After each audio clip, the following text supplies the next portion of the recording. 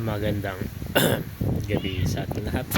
Welcome to our 365 Daily Devotion Bible Characters Edition. So, ngayon ay patuloy pa rin natin pag-aaralan ng ating series at ang paksa natin ngayon gabi ay patungkol kay Seth.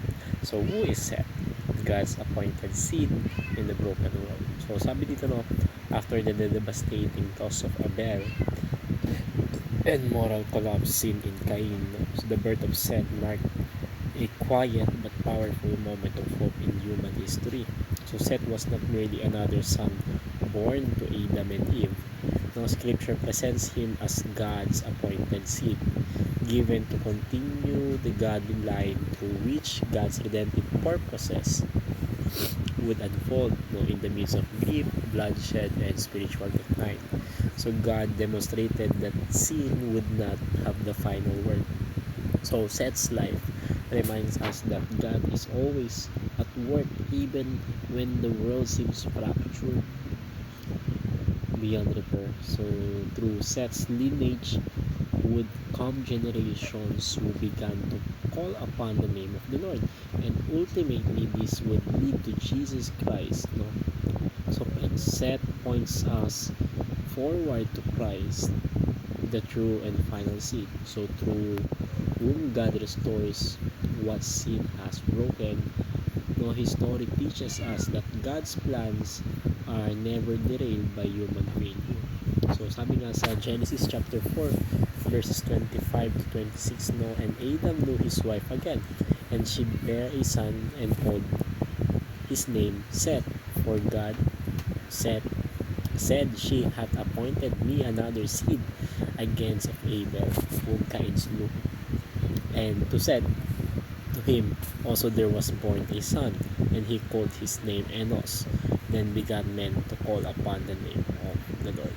So katuruan natin dito nung una, God's faithful provision. Since sabi dito na God provides another messianic line through Seth. So the death of Abel would have signaled the end of the righteous line, but God intervened with grace. So through Seth, God established a continuation of his promise, a line that would preserve faith and true worship. So Eve's declaration makes this clear. Seth was appointed by God, not accidental or merely biological. So this shows that God is intentional in how he advances his purposes in history.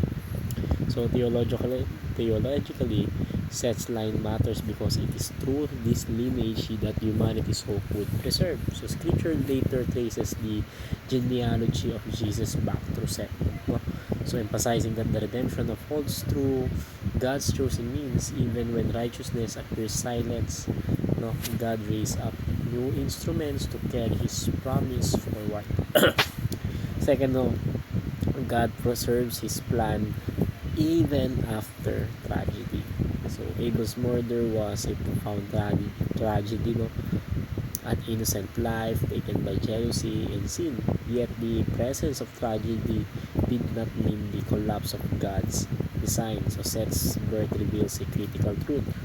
God does not abandon his redemptive work because of human evil. Instead, he works through the aftermath, bringing restoration where there was loss. So this teaches us that pain does not disqualify God's purposes often.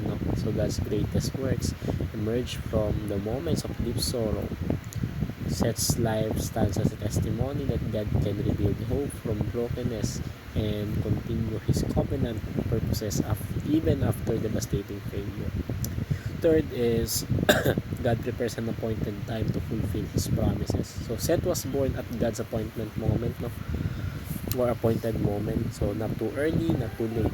So his Bible reminds us that God operates according to the divine timing, not human urgency. So though Adam and Eve experienced loss and delay, God was never late in fulfilling his promise. So from Seth's generation came a renewed emphasis on calling upon the Lord. So this demonstrates that God prepares people, moments, and movements in alignment with his perfect will. So ultimately, this appointed timing would reach its fulfillment in Christ born in fullness of time to bring salvation to the world. So application lang natin dito, Una, follow God's definite plan. So following God's plans means aligning our lives with His word rather than reacting to circumstances. So like said, we are called to walk in a quiet obedience, trusting that God uses surrendered lives to advance His kingdom, often in ways we may never fully see. Second, trust God's appointed time. So trusting God's appointed time or timing means resisting the urge to rush outcomes or force solutions. So when we learn to wait on the Lord, we discover that His timing produces fruit that lasts.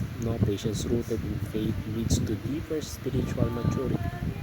And lastly, play your role in God's story. So playing your role means living faithfully where God has placed you. So when believers choose faithfulness over fame, God weaves their obedience into His redemptive narrative, impacting lives of far beyond their own generation. So sinasabi lang sa discussion natin na sa katanungan what is your role in God's story? So dito each believer is a part of God's ongoing work in the world. So your obedience, faith, and trust in God's timing contribute to His redemptive purposes. So like said, you may not see the full impact of your life, but God does. So ating palalimin, ano nga ba yung meaning ng Seth? So sinasabi dito the name Seth means appointed or granted. So his name reflects God's sovereignty and grace. So he was given intentionally by God as a replacement and continuation of hope. So Seth's name itself reminds us that God appoints people and moments according to His perfect will, ensuring that His promises will never fail.